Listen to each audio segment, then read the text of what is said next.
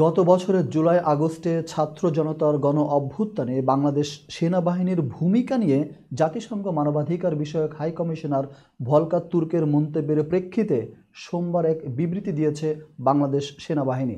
সেনাবাহিনীর বিবৃতিতে বলা হয়, সম্প্রতি বিবিসির হার্ট টক অনুষ্ঠানে দেওয়া ভলকার তুর্কের সাক্ষাৎকার বিভিন্ন গণমাধ্যম প্রচার হয়েছে, তবে এ বিষয়ে সেনাবাহিনী সরাসরি কোনো বার্তা পায়নি।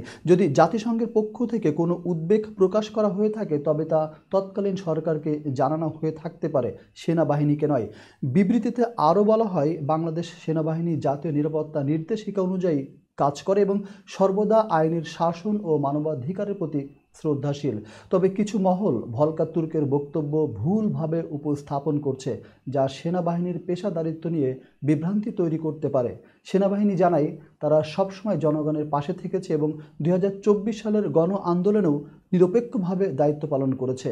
বিশ্বের দ্বিতীয় সর্বোচ্চ শান্তিরক্ষী প্রেরণকারী দেশ হিসেবে বাংলাদেশের সেনাবাহিনী আন্তর্জাতিকভাবে স্বীকৃত এবং জাতিসংঘের সঙ্গে তাদের দীর্ঘদিনের সুসম্পর্ক বজায় রাখার বিষয়ে প্রতিশ্রুতিবদ্ধ।